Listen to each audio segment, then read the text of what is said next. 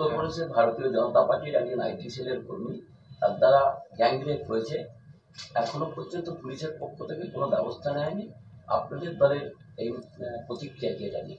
না, দেখুন, যেই ঘটনাটা 2রা নভেম্বর হয়েছিল, একটা গুরুতর অভিযোগ যে মেয়েটি ওখানে পড়াশোনা করে, সে বলছে যে তাকে সামূহিক রেপ করা হয়েছে এবং ও পরিষ্কারভাবে নামও বলে দিয়েছে। তাদেরকে ধরতে আজ প্রায় 1 মাস লেগে গেল, কিন্তু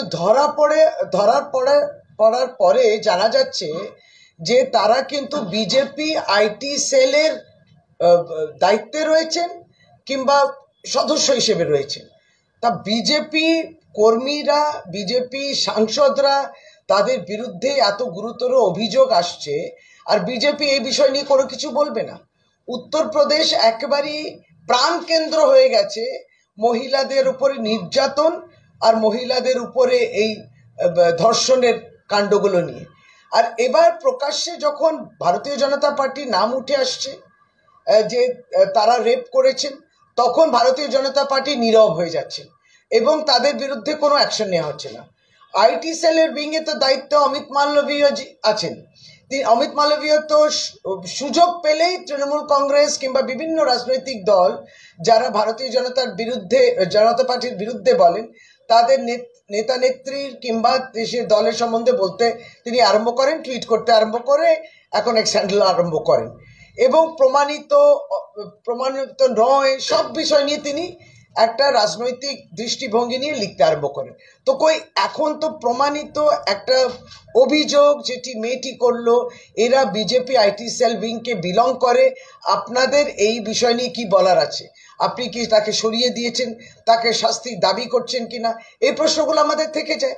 এই ছেলেগুলোকে দেখা যাচ্ছে, বিভিন্ন ছবি বেরিয়েছে সোশ্যাল মিডিয়ায় ভর্তি, বিভিন্ন বিজেপি নেতৃত্বের সঙ্গে তাদের ছবি রয়েছে, নেতা মন্ত্রীদের সঙ্গে রয়েছে, মুখ্যমন্ত্রীদের সঙ্গে রয়েছে। তো কয়েকজনের ছবি দেখে কত কি তারা অন্য রাজনৈতিক দল হলে করে দেন। তা আপনাদের এটা নিয়ে কি বলার আছে? পার্লামেন্টে পাস ইস্যু করেছে বিজেপি এমপি, কিন্তু তার বিরুদ্ধে কোনো অভিযোগ নেই, তার বিরুদ্ধে কোনো তদবির এনকোয়ারি হয়নি। এই বিষয়গুলো আমরা দেখছি চলছে। আর উত্তরপ্রদেশে এতগুলো ক্রাইম হয় মহিলাদের বিরুদ্ধে, এবং এই বেনারস হিন্দু ইউনিভার্সিটি কাশিতে রয়েছে, বেনারসে রয়েছে, মাননীয় দেশের প্রধানমন্ত্রী, সেখানে নির্বাচিত সাংসদ, এই বিষয়গুলো নিয়ে কেউ বলবেন না? ভারতীয় জনতা পার্টি একবারে নীরব থাকলে কি সব দোষ একবারই ক্ষমা হয়ে যায়? ফলে আমরা ভীষণভাবে সিরিয়াস কনসার্ন এক্সপ্রেস করছি এবং আমরা উদ্বেগ প্রকাশ করছি। আমরা এটা নিয়ে উৎকণ্ঠায় রয়েছি যে আপনারা বিজেপির, যদি আপনারা রাজনৈতিক দল কর্মীদের নিয়ন্ত্রণ না করেন, তাহলে আপনি যদি কোনো ব্যবস্থা না নেন, তাহলে একটা খুব বাজে সিগন্যাল যাচ্ছে।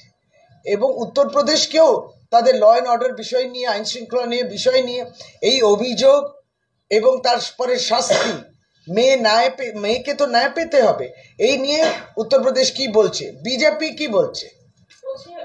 মহিলা কমিশন বা সুরক্ষা কমিশন, তারা তো এ রাজ্যে বহুবার সামান্য থেকে কিছু হলেই চলে আসেন, এক্ষেত্রে তাদের ভূমিকা কিরকম?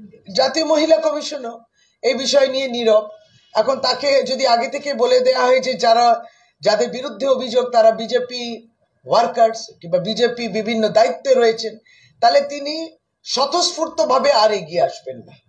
এবং আমরা মণিপুরের ক্ষেত্রেও দেখেছি, তার কাছে প্রথম খবর ছিল সেই নগ্ন অবস্থায় মহিলাদের হাঁটানো হয়েছিল মণিপুর, তিনি কিন্তু এ বিষয় নিয়ে কর্ণপাত করেননি এবং বিষয়টা দেখেননি। আবারও উত্তরপ্রদেশে এই মেয়েটির অভিযোগ বলছে এবং দেশের আইন বলে অভিযোগ এলেই কিন্তু সঙ্গে সঙ্গে পদক্ষেপ নিতে হবে। এবার জাতীয় মহিলা কমিশন কি পদক্ষেপ নেবে আমরাও অপেক্ষায় রইলাম, এখনো আসেননি।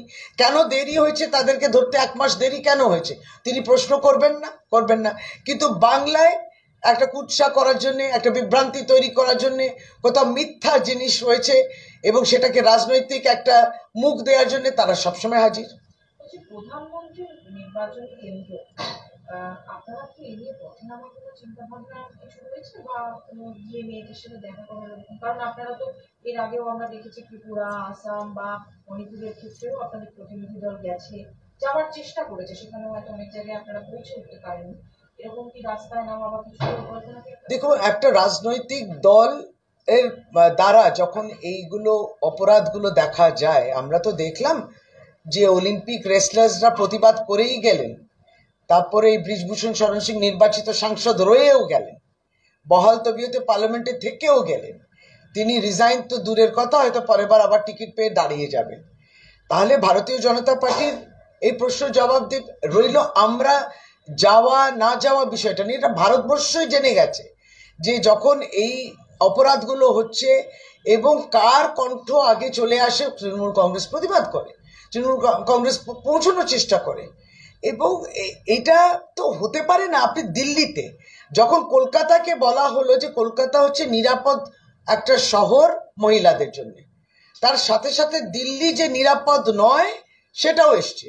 ভারতীয় জনতা পার্টি পিক অ্যান্ড চুজ করলো, যে মুহূর্তে কলকাতাকে নিরাপদ বললো, কলকাতায় কেন নিরাপদ বললো এটা নিরাপদ নয়, কিন্তু দিল্লি কেন এত বিপজ্জনক একটা শহর মহিলাদের জন্য, সেটা নিয়ে দেখবেন তারা এটা সিলেক্টিভলি তারা আর কিছু বললেন না।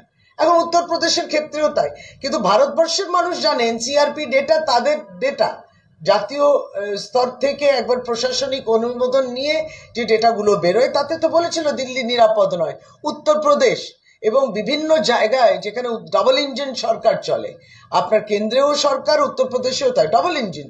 তো ডাবল ইঞ্জিন সরকারগুলো, ভারতীয় জনতা পার্টির সরকারগুলো যেখানে চলছে সেখানে মহিলাদের নিরাপদ নয়, এই বিষয়টা ভারতবর্ষের মানুষ জানেন। প্রশ্ন রয়েছে, প্রশ্ন দেবে কি? প্রশ্ন করলে আপনি পার্লামেন্ট থেকে সাসপেন্ড হবেন।